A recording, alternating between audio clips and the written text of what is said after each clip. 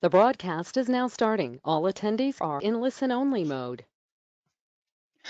Hello, everybody, and welcome to the first ever People Tech Emerging Trends webinar. Thank you very much for joining us on this call. I'm sure that 99% of you are probably doing it from home with the doors shut and the windows locked and bolted and all else other types of requirements as we're all into some form of lockdown at the moment. But my name is Chris Howard. I am Marketing Director at Lace Partners. Again, like I said, I'd like to thank you for joining us for this People Tech webinar. This is the first of a series of webinars that we're running, and I'll talk a little bit towards the end of the session on the types of webinars that we're going to look to run, possibly on a 6-week basis from now. But what we wanted to do with this particular series is to provide an update to everybody on some of the latest emerging tech that we at Lace Partners come across. So if you don't know Lace Partners already, we are a HR tech transformation, change and adoption boutique HR consultancy. I won't go into very much spiel on Lace Partners ourselves as a business, because if you want to have a chat with us, if you don't already know us, if you want to have a chat with us afterwards, you can of course drop us a message as well. But what we wanted to do with this particular webinar series, as I said, we run a regular annual event called People Tech, where we bring together senior professionals, senior HR professionals to find out about the latest cool emerging tech that's out there. And we wanted to bring something to you guys a little bit earlier than when we normally run People Tech in October. So a couple of bits of housekeeping, because I'm not going to prattle on all day. I'll leave that to the stars of the show in a second when they introduce themselves. If you've got questions, we have allocated in this time some question time as well. But if you've got questions, you can pop those into the question bar. I'll be monitoring the question bar throughout, so I'll be able to respond if you've got any questions or anything like that. So just before and as a test, I guess we should probably say, can I just get you to find your question bar or the chat bar and just say hello? Because I just want to make sure that everybody can actually hear me, because otherwise I'm talking to myself, and that would be a little bit disconcerting. Excellent. I've got some hellos already. Brilliant. That's exactly what I needed. Okay, so now you all know where the chat functionality is. Hi Claire, hi William, hi Jonathan, hi Annie, Anton, Jonathan again, Suman, Esther, Lily, Victoria, so many names. I can't go through them all, but yeah, so you can use your questions, you can ask questions at any stage. We'll get to the questions at the end. If we don't manage to answer all of the questions, in case there are a lot of questions, what we'll do is we'll create an FAQs document afterwards. This webinar is being recorded as well, as will all of future webinars that we do as well, and you'll be able to get access to them via lacepartners.co.uk/webinars. I think that's enough from me now. I think that's most of the housekeeping at the moment. There isn't a fire drill because we're all online, so I don't need to worry about that. So I'm going to hand you across to Emma, who's going to host today's webinar. And then, of course, she's going to introduce you to Aaron as well. So Emma, over to you. Thank you very much, Chris. And hi, everyone. Thank you for being able to join us today. So very briefly, just a little bit about me and who I am and what I'm passionate about. So as you can see here, Emma Leonis, I'm our Executive Director of HR Transformation at Lace Partners. And I work with clients, different organisations every day to help them optimise the way their HR team support their employees in the business. And we'll talk a little about that later on. So I spent over 10 years at Deloitte before I joined Lace, and I tend to focus a lot around people and HR strategy, HR operating model design, and a particular passion of mine is HR shared services. And clearly when working in the shared service space, we talk a lot about enabling technology and how that enables increased efficiency, increased productivity, and increased employee experience, which we'll touch on a little bit in today's webinar. And I've got Aaron Alburey here with me as well today. So Aaron is the Managing Director and co-founder of Lace Partners. He started his career as an engineer and then moved into consulting, first of all with Arthur Andersen, which was then Accenture, and after that moved to Deloitte. So at both Accenture and Deloitte, he led the HR transformation practice there, which is actually where I met Aaron, and he set up Lace in 2014. As you'll hear, Aaron is passionate about all things HR tech, and we'll share some of his insights shortly. So if we perhaps just move on briefly to the agenda, Chris. So I wanted just to cover a little bit around the kind of objectives of this conversation today. So first of all, we're going to talk a little bit around what's happening in the market. So There's so much technology in the marketplace today to help streamline your processes, enable self-service, provide improved data and analytics. But I guess the question is, once you've fixed the basics, how do you know what good is now versus what good was 6 months ago, let alone 12 months ago? We've done some research and we found that only 23% of organizations felt informed about the technology market. So building out your HR tech roadmaps can become a real challenge. So what Aaron will talk through is some of the trends that we're seeing in the marketplace today and what that might mean. We're also going to talk a little bit around what the case for HR technology is. So clearly, as we move forward, there's continued pressure from organizations to get increased commercial value from their people, but also enabling people to be successful. So technology can be used to remove activities through automation, provide that data and insight to drive decision and innovation. And also individuals more and more are expecting a consumer-grade experience at work, thinking about that digital agenda. But I suppose one of the questions that we should just keep asking ourselves, and it would be good to cover this today, is what actually is the outcome that you're trying to achieve? Because this shouldn't be about tech for tech's sake. And then what's new in the market? A lot of organizations have moved or are moving to SaaS HR platforms for core components of the employee lifecycle, across hire to retire. And that, to me, is the foundation. So you've got there a platform for continued growth, for continued improvement. But what is next? And that probably depends on your priorities. So what we'll talk about a little bit today are things such as maybe talent acquisition, perhaps development tools, engagement tools, and we're also moving more and more from automating processes to thinking about how we can use technology to reinvent and reimagine experiences.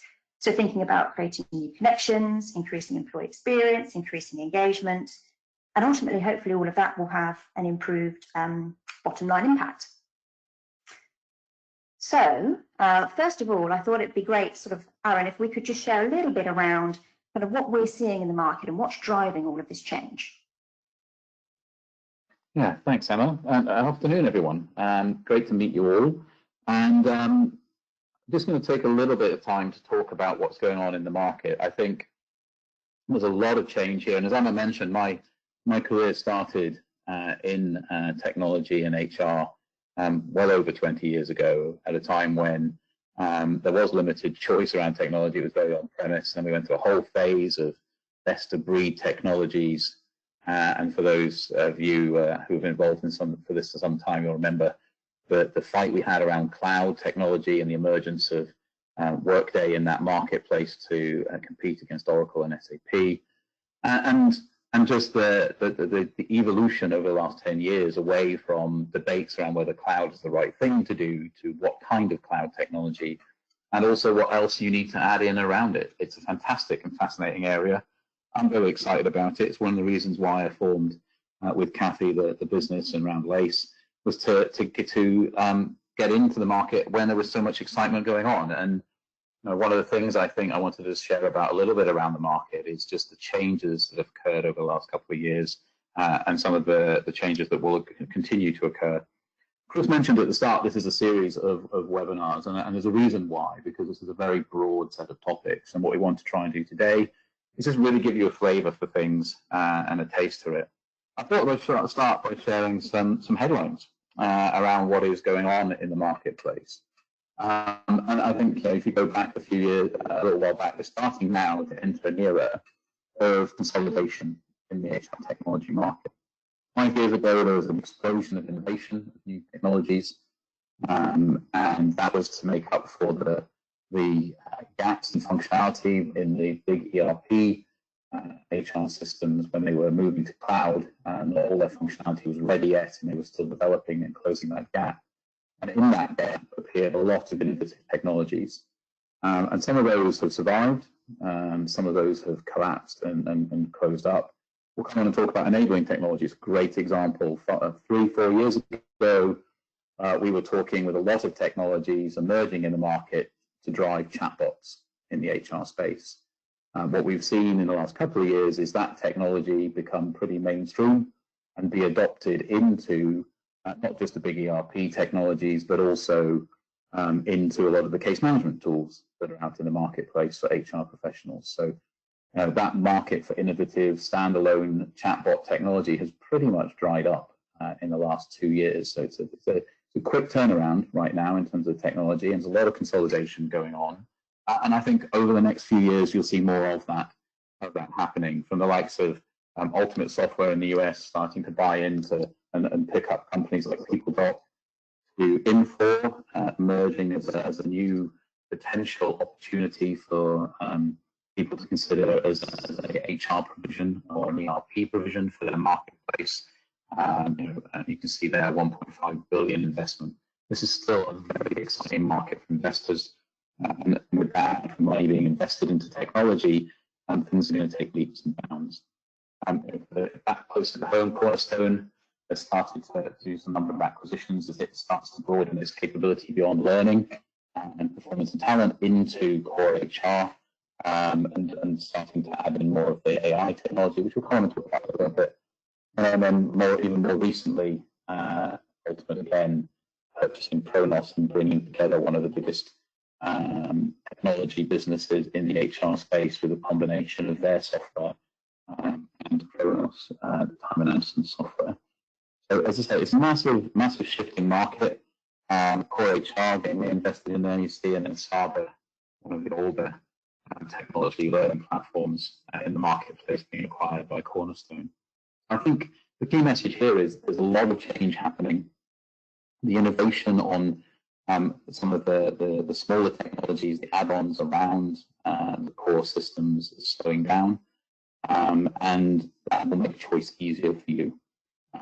And as you go through your roadmaps or your decisions on what you want to change over the next few years, this consolidation in the market means that your core system, if you have one already, your core system may well start to provide some of these additional technologies for you. So lots of change going on. I think what's important to, and Emma mentioned this when we think about technology in the HR space, is just think about what's driving this. And there's lots of technology still. There's lots of opportunity to bring in new shiny solutions. And I think the key thing is not to be taken in by necessarily the rhetoric or just the solution, but understand the problem you're trying to resolve. And if you think about where we are in the market, from the virus to one side and its implications in the short term, where we're at is a drive in the market right now for digitization. And most business sectors are undertaking some element of digitization to their supply chain, to their ways of going to market. And as a result, HR is faced with some real talent challenges in the market, not just in the UK, but on a global basis, looking for that digital talent. So attracting them into the organization, developing those skills that you need in those areas of talent that will make a differentiation for your business. And then retaining them and how you bring them in. And that business change driver is what is driving a lot of the acceleration of technology in the HR space, the need to engage, the need to develop, and the need to sort of attract talent into your organization. And we see that time and time again as we do roadmap work, that talent challenge is the underlying driver. A lot of the technology cases. And what that boils down to is thinking, well, if everyone else is doing the same, how do I differentiate? And I think one of the biggest shifts in technology in the HR space over the last few years has been the ability of those technologies to allow you to put your personal stamp on it. The flexibility of the technology to allow you to put your own brand, your own way of doing things into the technology, into the process, into the way in which you engage people, so that you can differentiate between your business and others, and why talent and people would come to your organization, and why they would stick and stay with you. And that flexibility, I think, is only a good thing, and will continue to grow. And I think the challenge for all of us in the HR space is really to understand how to take what is great technology and flexible technology and use it in the right way to address the specific challenges you have as a business. One of the things that we know technology can do when deployed well in this space around people is take your internal teams and employees and turn them into those evangelists who are going to really drive and attract other talent into your organization. And living that platform well and that experience well around how people experience their day-to-day engagement, either as an employee or a manager, through technology is key to finding and attracting that talent. So just moving on to talk a little bit more around what is the case. And this is a model that we've deployed quite often in the market. And it's one I actually learned years ago when I was undertaking some of my HR training back in my Accenture days. And it still holds true today. And that's what is the value that HR provides. And this is the productivity curve of an employee. And if you think about it, when someone first starts with you, before they start, that time it takes you to hire them, clearly they're not productive. But once you get them in, they typically start with a low level of productivity for your organization because they don't understand your process, your policy, your ways of working. And then you need to train them, you need to develop them, you need to bring them up to the right level of productivity, and then you need to sustain it over a period of time. And that's a pretty standard way of looking and thinking about the journey of an employee through an organization, but also the value, therefore, that HR can add. And shifting that curve from the right to the left, as you see here, is really, for me, a lot of the value that we as an HR function bring to an organization, reducing the time to hire, speeding the time to competency, increasing the level of engagement, and increasing the level of absolute productivity from people because of the ways in which you engage them, either through policy, process, your onboarding, your mentoring, your coaching, but also clearly your technology. And so when we're working with clients, we talk about how to think about technology in a number of ways, and we think about it in three big groups that drive value in this space. And one of those is the sort of talent acquisition tools, tools that drive the speed to hire, the time to hire, quality of hire. Now, this is a very exciting area in HR technology. This is the area where we see a lot of the emerging AI technology, where we see organizations embracing some of the more innovative tech to differentiate that candidate experience. So some examples. So the use of virtual reality to allow people to see what it will be like day one when they start in the business. The ability for them to walk a distribution center in advance and understand what the working environment will be like and whether it'll be a good fit for them, so that you hire people who already know that that is the place they want to be. Or, for example, if you are looking to understand and test how people interact with others in an environment, doing that through some of the online testing and virtual reality testing that you can use now for people. Looking at how you onboard people with technology like Silk Road and Border in this space, where you are trying to, as much as possible, educate people on your process, your ways of working, and some of the background knowledge, so that their productivity level when they start is already higher. Looking at candidate pooling, CRM tools. So there are tools out there like Pocket Recruiter, for example, where you can start looking into things like auto requisitions. So learning what a requisition normally looks like and then being able to replicate those faster for you, so your manager's time to write requisitions is reduced, your time to get things out into the market is reduced. Searching automatically through job groups and job listings and getting those candidates identified. Also filtering in this space, so that technology takes a lot of the heavy lifting away from your recruiters, where you've got significant applications into your organization, ensuring that you can get to a shortlist in a quick way. We'll come on and talk a little bit later about the sort of involvement of AI in this space, because it's one of the areas where ethically you start to walk a fine line, and it's one of the ones where I think policy and legislation is catching up with the technology in this space. And as an HR professional selecting technology here, you need to be careful, at least, and understand how much you want to use that sort of automated element in your process, and how much exposure that might give you as you go forward. There are some other really interesting areas in here. Very exciting the last couple of years to showcase some of the gamification technology in this area. So looking at the psychometrics, the gamification, so whether that's an Arctic Shores or Apply Metrics, Brainworks, those sorts of organizations who are helping drive selection to a different level, looking for behavioral selection alongside skills selection. So it's a very interesting area, that the TA tools is very broad. I think at the last count, there was north of 2,000 different technologies in this space. And so probably the best advice really here is understand what you want to differentiate yourselves on, and what is the experience you want your candidates to have as they roll through their candidate journey and into your organization. And if it's more about making sure that you have people pre-trained coming in, look at some more of those learning technologies. If it's about behavioral fit into an organization, look to more of those gamified selection and psychometric testing.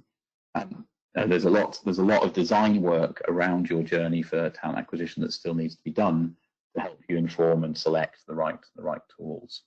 I haven't touched on video hiring. That's been around for a while, like the HireVue, etc. But there's a lot of technology in this space that can be leveraged and used.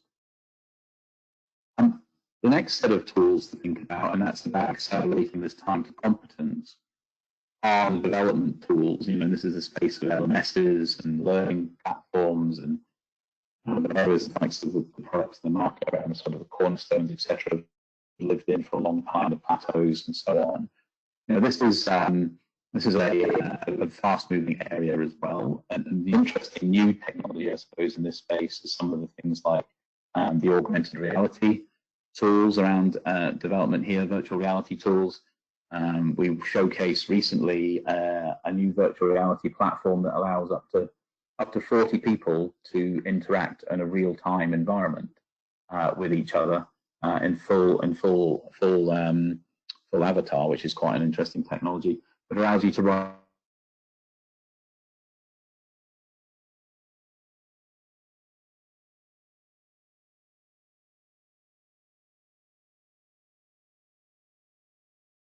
for example, seminars, etc., without people who think it's like some of the digital coaching technologies that are emerging. And again, this is using coaching. Yes. Aaron, apologies just to cut. You just cut out there for about 10 seconds. Could you just repeat the last sort of minute or two? Because I'm just getting a few people that have said you just cut out just for about 30 seconds. So apologies for that. Okay, no problem. Everyone else is online, aren't they, at the moment? So bandwidth is at a premium. Yes. Yeah, no, I was just saying around development tools, I think this space is quite an interesting one. So there are lots of different things here, and it's a well-trodden path around LMSs, etc. But there are some new emerging technologies. So virtual reality technology. So we showcased a product called Engage recently that allows up to 40 people to engage virtual reality in various virtual locations, but to do things like classroom training, to do conferences, and catch that digitally and replay it, and it'll clearly save on travel costs and around things like coronavirus right now. Make that a much more engaging experience when people can't travel and can't socially engage. So that's quite an interesting area. But I think the other interesting area in this space is around some of the coaching tools, digital coaching tools. And there's a number out there that are taking some of the very well thought through traditional approaches to coaching and the occupational psychology elements of that, and deploying it through a digital platform, and looking to act as, in effect, live coaches for people to help them understand, for example, their engagement with others who may have a different behavioural trait or a different learning skill. And so see things like Sabre, for example, emerging in that space, Open Blend, which is a specific one coach around line manager coaching, which is very topical at the moment. But there's also, in this space, just the whole content creation and gamified content creation. There are hundreds, if not thousands, of providers of gamified content in this space, and even some of the big tools like SAP, etc., have under the sort of SAP Litmos and things like that. They have their own gamified technology platforms. So there's lots in here: social learning and the ability for your own employees to share that, and clearly the development of LinkedIn tools, LinkedIn Learning, things like that, where you have large libraries of learning, and just understanding how to help your employees navigate those and work through them. So there's lots and lots of new innovative technologies to keep learning engaged and keep people engaged in learning. The last area that we talk about in this space is around engagement tools, and I'm going to ask Emma just to talk a little bit more about these, because this, I know, is a real area of passion for you, Emma. Sure, thank you, Aaron. And you're right, it absolutely is, particularly given a lot of the work that I do is around shared services, where I see a big opportunity for technology to help in the engagement space here. So I guess sort of what struck me is, if I reflect back over the past sort of 2-3 years, there's really been a rapid development in this space around both offerings that maybe are unified platforms, thinking about case management, query management, knowledge management, chat, etc., but also broader engagement tools. So if I perhaps tackle the two separately. So from an overall kind of unified engagement platform, thinking about that one-stop shop for accessing HR, there's an awful lot of technology out there now. You've got some bespoke platforms that will focus purely on that. So the likes of ServiceNow, PeopleDoc, Zendesk, Dovetail, NeoCase, Salesforce, the list could go on. Some of those are cross-function, others of those are HR-specific products, and some of them have also originated more from a customer contact environment. But then you've also got the core providers, the likes of Oracle, SAP, and Workday now, who are starting to venture in this space with some of their virtual assistants, some of the policy automation work that they do, etc. So there's an awful lot out there, and I guess really it's starting to think about, to your point, Aaron, what is it that you're trying to achieve, and where do you start with this? So if I think about organizations that have maybe not necessarily finished their cloud journeys, for them, perhaps that's a priority, and therefore this engagement tech needs to come second. Other organizations perhaps might want to think about implementing this in a module by module basis. So you could, for example, start with putting in your case management, your query management, and knowledge management pieces, thinking about really empowering individuals to self-help and that self-resolve piece. But also, I think what's quite important is this is a real opportunity, thinking about that unified platform piece, to help engage HR teams. So you've got both the customer and then also the internal side here, because the more that we can enable HR to do things differently, to become more strategic advisors, the better from the employee standpoint. Thinking about things such as the ServiceNow, the PeopleDocs, Dovetail, so those engagement platforms for service delivery technology, a lot of them now actually also have built-in integrations with the core platforms. So you know, it might be on an Oracle instance, for example, move to the cloud. Doesn't necessarily mean you have to use the help desk product that they have. You might decide that you want to use something different, but across the board, we're seeing that those built-in integrations are becoming more and more commonplace. A couple of the things that I find particularly interesting, thinking about service delivery technology or enabling technology, are things such as sort of sentiment analysis now that some of these tools will do for you. So you could be chatting even through WhatsApp now to someone. You could be raising your question on what's my holiday entitlement, for example, through WhatsApp, that then creates a case. You might have some interaction either through AI and the chatbot there, or you might have interaction from an advisor. But what the advisor will see on the back end of some of these platforms is a bit of a rating as to, was that individual happy with the response that you gave back or not? Which does that sentiment analysis piece through natural language generation is really quite powerful now. And also a lot of platforms are integrating Google Translate. plus also doing quite a bit around that predictive piece. So I've seen products where you might be looking for a particular piece of information and it will recommend different knowledge articles to you based on what you've started to type in as your search, or based on what a lot of other people have had questions on recently. But I guess one thing that I would just say before I move on maybe to the broader engagement tools is ultimately the choice of what you decide to use in this space also comes down to the culture of your organization. So if people really like speaking to an individual, and that's just culturally the way that you want to continue working, something like a chatbot could be counterintuitive. So as much as also the fact that there's great technology out there, you've also got to reflect on that cultural fit for the organization.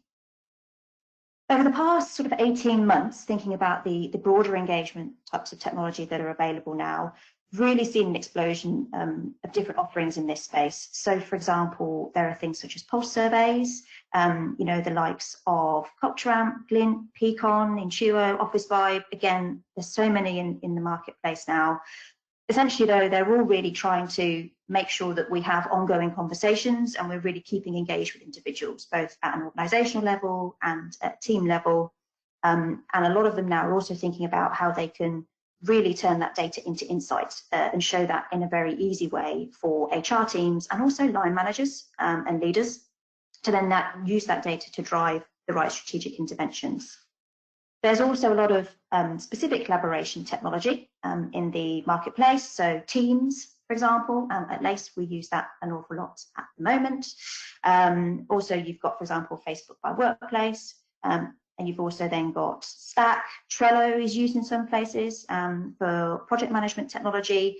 But also, Aaron, just to pick up on the point you mentioned around the development tools, some of those platforms as well also have their inbuilt communities within there. So you could be looking at certain learning and curating your own learning. You might then build a community of learners around you through that particular development tool. And then finally, something which we're seeing more and more of now is wellbeing and health apps or relevant technologies, some of which are through insurance providers, others of them are bespoke. There's been a lot of development in this space, and we're seeing more around looking to use sports technology, for example, and bringing that into the workplace to help with leadership coaching and wearable tech. I'm sure we probably all have different views on how accurate some of that wearable text data is, but that being said, there clearly is a drive to try and focus particularly on this, given the kind of agenda more broadly at organisation at a strategic level around wellbeing and health. And then also from a coaching side, Aaron, again, I know you kind of mentioned this in the development piece, but there are clearly apps out there in the marketplace that can be used to help coach someone through difficult scenarios that then positively improve their well-being as well. Thanks, Hannah. I think that the key thing, as you're getting a flavour for here, is that there is a lot of technology in the market and a lot of opportunity to leverage that to help you deliver the differentiation you want for yourselves.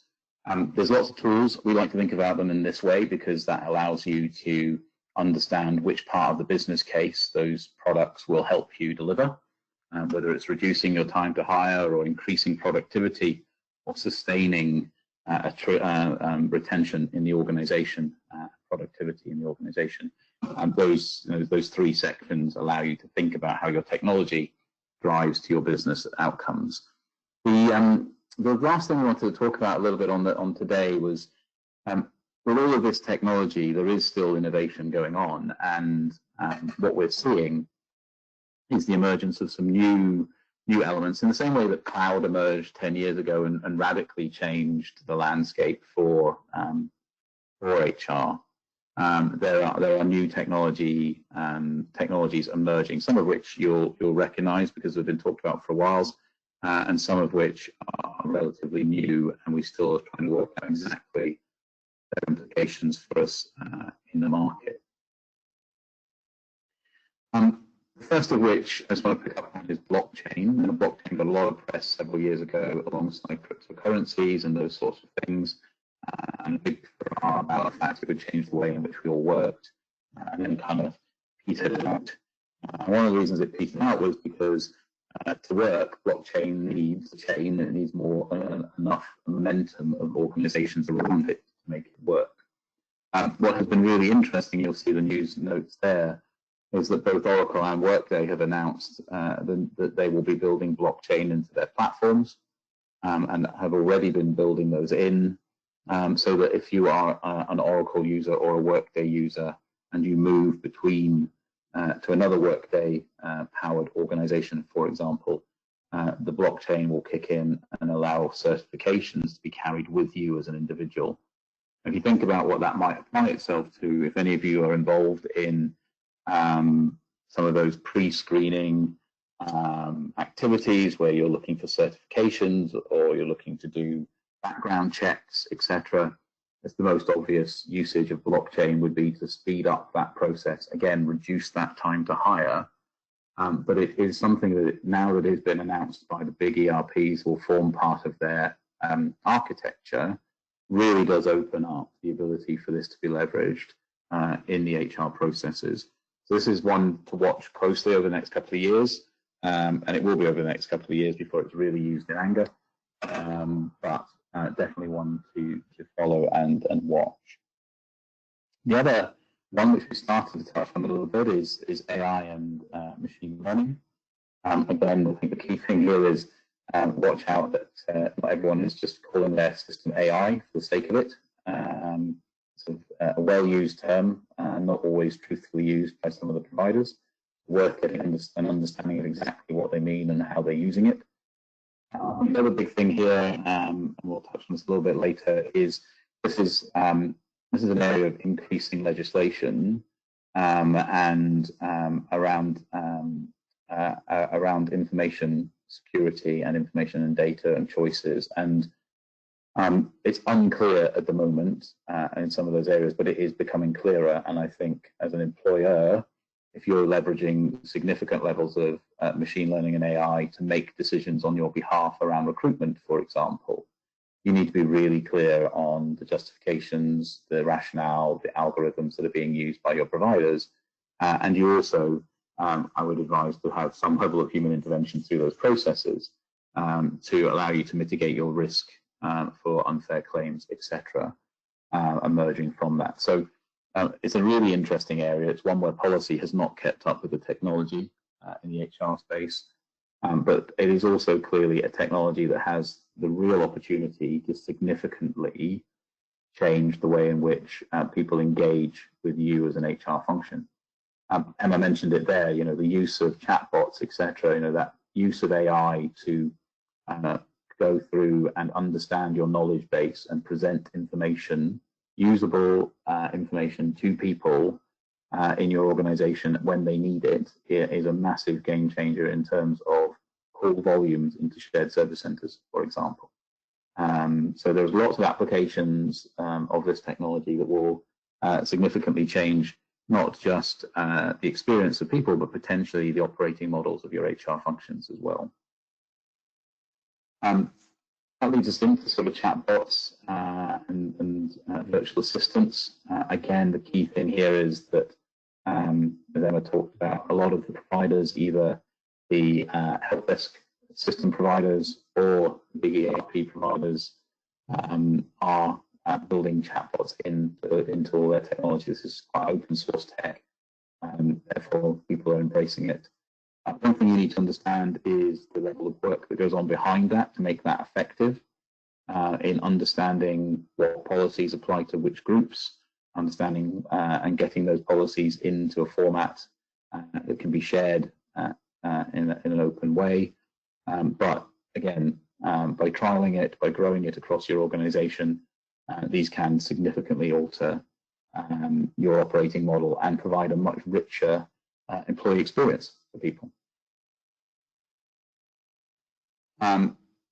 RPA is an interesting one. So this is the ability to robotic process automation, automating processes.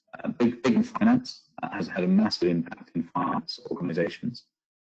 Less so in HR. I think part of the reason for that is that workflow and automated workflow has been a big part of HR for a while in the core systems, and therefore the ability to leverage this further for an HR environment has slowed down. So we see a little bit less of this in this space, and I suppose we put it on the list because in both Emma and my experience, this can be a little bit of a red herring for people, and I think a lot of what people think they can do through RPA can actually be delivered through their core system. So worth looking at that. So it was one to watch out for as much as embrace. And then in terms of other areas, clearly insights and analytics continues to be a major part of things. This is, and whether you have a core system or not, understanding the outcomes you want to deliver to your various audiences, employees, line managers in particular, and executives, and putting those into a easily to read, engage, and absorb format through insights and analytics is key. And there's a lot of great technology in this space for the visualization of analytics, but there's also a lot of wiring that needs to be done in the background. There's also a lot of alignment that needs to be done in this space around data architectures, data catalogs, etc., so that people, when they are entering data into your various systems, are entering it in the right way so that you can report on it in the right way with in an effective manner. But again, I think this is one where, as technology stabilizes around some of the core platforms, this will only continue to expand. We were at a presentation recently with one of the tier 2 providers, and their whole new technology space around analytics was very, very impressive, built into it using AI, a combination of AI and insights to present information, not reactively, as most reporting has been done, but proactively to executives to help them start to try and make business decisions. And then the last part on here is the digital adoption platforms. I think it's another key one to think about. Some of you will come across this, I'm sure. One of the big challenges with a lot of this technology and cloud-based technology is the side effect of its advantage. The advantage being that you get continuous updates. The disadvantage being that you need to deal with continuous updates and manage those through your organization. Challenging. It means you enter into a continual change environment where you're constantly looking at policy, process, enhancements, continuous improvement. It's going to be a good thing, but you need a way in which to help people engage with it. We see quite often implementation fatigue in organizations where putting the system in has taken so much energy out of the organization that the ongoing change support that's required can be quite challenging. In this environment, digital adoption platforms, the likes of WalkMe, Adopt from AppLearn, some of the other technologies in this space, WhatFix, etc., that have emerged. These are about presenting help, training around systems to your employees at point of need, so that they can engage easily into the systems, and they know how to navigate them, use them in the right way, and you can increase the adoption of your system. So I appreciate that's a bit of a whistle-stop tour of what is a very broad topic, and hence hopefully you can understand why we suggested that this would be the opening webinar of a series, and we will take each of these areas into more a deeper dive going forward. But I'm just going to hand over to Chris now at this point to field any questions that came up through that discussion. Yes, thank you very much, Aaron. So we had one question in, which is a bit more of a broader question, and then we've got a few to get through. So chip in both Aaron and Emma at the same time, if that's all right. But the first one that's come in is, what do you see as the biggest tech change to impact in the HR tech space in the next 5 years? You're right. It's quite a broad question. Thank you, Chris. It's interesting. I think clearly a lot of the things I mentioned on that previous slide fall into that category. I think still for me the one I'm most excited about is blockchain, and up until 12 months ago, that felt like a pipe dream in terms of the chances of what that could bring. But I think the whole concept now that the big software houses have brought it into their technology. The opportunity that offers up to streamline what has always been a very frustrating process around certification is immense. I think it could significantly change a lot of the processes within HR, but it also allows people to take ownership of their own data and their own certifications, and in effect carry them with them from job to job. And again, I think that's a massive social change as well. And I'd probably just add to that, Aaron, from my point of view, and perhaps surprisingly it will be in the engagement and experience space, given my interest. But obviously we talked a little bit around sort of the emergence of end-to-end technology in that space, particularly for HR, around service delivery and sort of the employee experience elements that HR owns. For me, I think there's still the search for the holy grail of an integrated employee experience platform. So, you know, you log on to your laptop, your phone, whatever it is, and all the apps that you need to do whatever you need to do with your job, be that therefore you've got an IT query, you've got an HR request, you need to do something else, because people don't distinguish functions. It's just, this is what I need to do. I think over the next sort of 3 to 5 years, we'll see more and more technologies trying to fix that and get that holy grail. So I log on and everything is all in one place seamlessly, no matter how I think about things. We've got another question that's come in. I think it's from Sharon Ems, and she mentioned it whilst you were actually talking about the engagement tech. So what she said is, where are you seeing this type of tech being used in terms of, are there any particular markets or sectors or size of companies, employers-wise, that we are particularly seeing are adopting these types of, I don't know if it's engagement tech or across the whole of the life cycle that Aaron mentioned? Yeah. Well, sort of from the piece that I talked about, pretty much every organisation that I speak to within HR is now looking to do something around service delivery technology. Now, it might be that they're not looking at that across all of the components, i.e. knowledge management, chat, document file management, query management. It could be one component of that. They're definitely looking at that, no matter what size they are, to be honest with you, because if they've got a shared service organisation, that is a massive enabler to have a technology and tool like that. I would say also similarly, actually, you know, collaboration technology, you know, we are not a big organization. We have, you know, 30 permanent team members. You know, we have associates that work with us. We use MS Teams. So organizations of all sizes are really looking at, you know, it might be specific apps versus, you know, enterprise-wide software. But definitely all organizations that I've worked with are really looking at how they can improve that experience through the different types of technology that's available. Aaron, I don't know if this is one for you actually. It's a question that's come in that says, what are the broader implications for the use of AI in HR? I think you've kind of touched on it a bit, but did you want to just expand on that a little bit more? Or? Yeah, I can do, Chris. Thank you. I suppose there's clearly the elements we talked about on the webinar so far, which are around the streamlining of processes, the automation.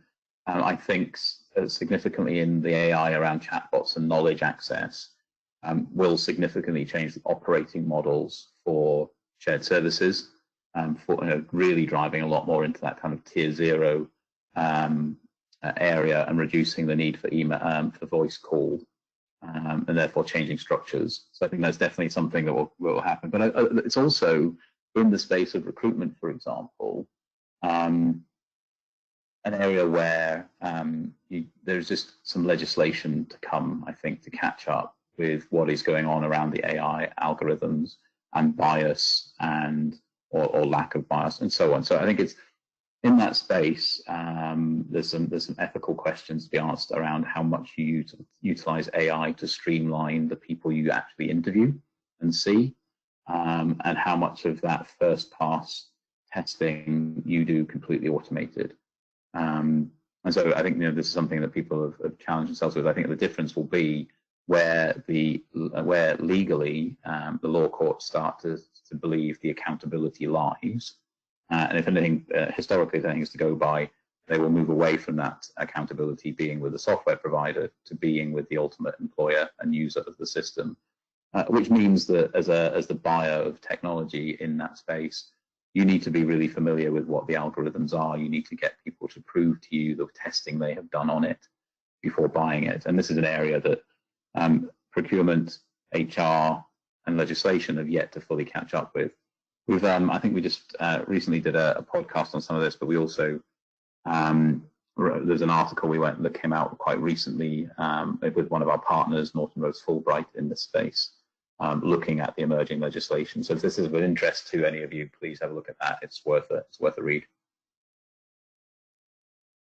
Okay, cool. I have another question which has come in. This is from Rihanna, who said, do you have any tools that you can suggest that are used for effective remote workshops? She said what we're finding, it's difficult at the moment, people attending a workshops and they don't talk over each other.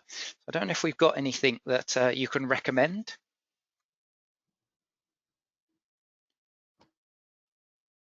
I suppose from my point of view, Chris, technology like we're using now, where you're able to have a chat function, is really helpful, because in that regard, you're able to say to individuals, post your comments in the chat and we'll address them.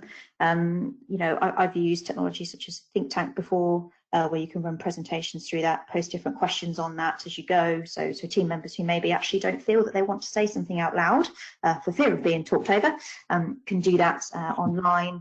You've got other technology like Slido, Mentimeter. Sometimes that's less from controlling the number of voices in workshops, but Mentimeter and other technologies will enable you to do surveys, post questions, etc. So I suppose what I'm saying is there's lots of different technology out there that can help you facilitate workshops in different ways. And maybe it's using a combination of those dependent on what you're looking to get in terms of, you know, engagement from team members and the interaction that you're looking for. I'm not sure, Aaron, if there's anything else you'd like to add to that in your experience. That sums it up, I think. Okay, it's another question or example of apps. This one is about well-being apps. Do we have any examples of well-being apps and who are recognised as sort of market leaders? That one's come from Lily. That's an interesting one. And I think at the moment that space, outside of personal usage of well-being technology, that space is still very open and still quite wild west around it. But I think there's some really good examples of where it's being applied into corporate. And I think those broader examples are around things like stress monitoring with executives. So there's some good technologies out there looking at leveraging heart rate monitoring and stuff like that to identify where ongoing stress or increasing stress levels are present in your executives, to address that, or in your line managers and employee base. So we're seeing some of that, offering some of that technology up to help with general well-being in the organization around things like sleep monitoring, etc. There are still quite a few emerging technologies in that space. No major leader at this point. Okay. So let's have a look. What else have we got? We've got somebody saying, have you seen any RPA, so robotic process outsourcing, automation successes in HR? Have we got any examples of those that you can think of? Aaron, I don't know if you've come across any that you think have worked particularly well.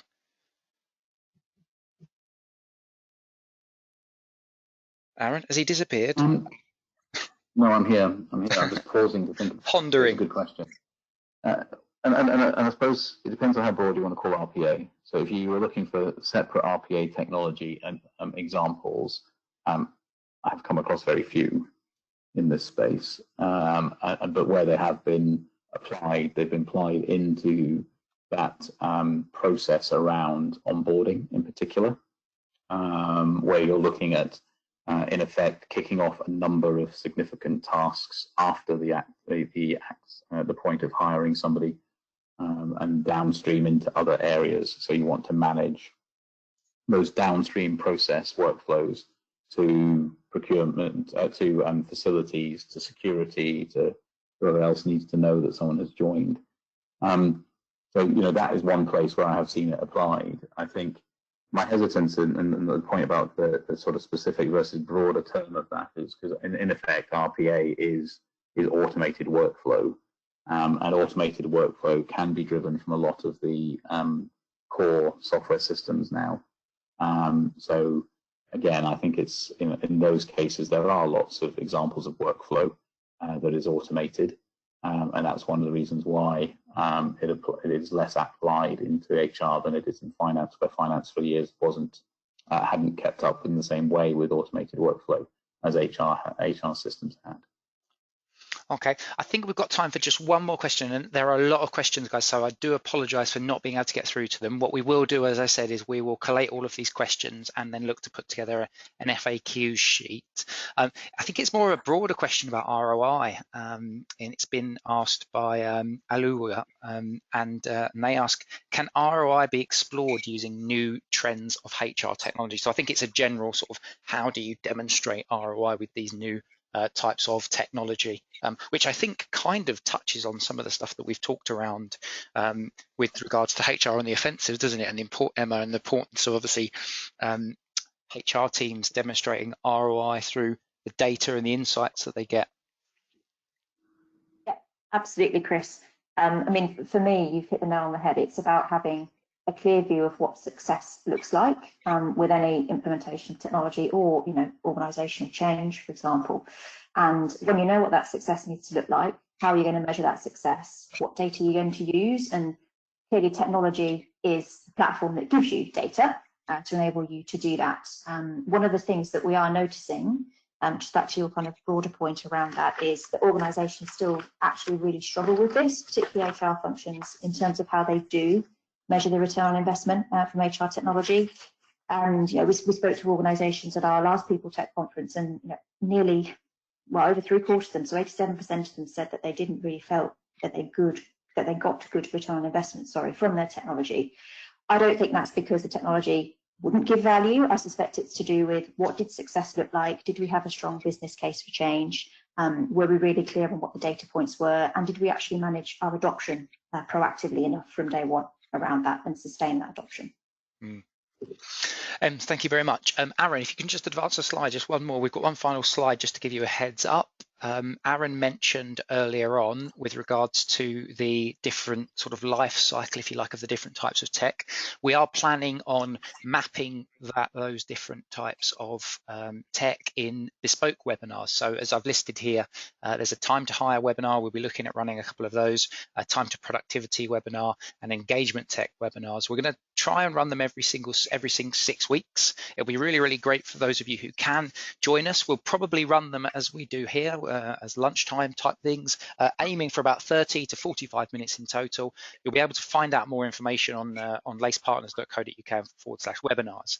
And as Aaron mentioned earlier as well, we have already had a podcast about blockchain and AI, in which Aaron and I delve in a little bit more detail, which is the HR on the Offensive podcast. It's out every Wednesday. There's one out today, which is featuring myself and one of our other co-founder, Kathy Akrotogbo, talking about are good line managers necessarily good people managers. You can find that on lacepartners.co.uk/podcast. I think that's pretty much it from us today. So I think that leaves me with nothing else more to say other than, Aaron, thank you very, very much for being part of this webinar, and I'm sure we'll see you in a few more. And Emma as well, to you, very, very much. Thank you very much for helping us to contribute and to putting together this show. So thank you.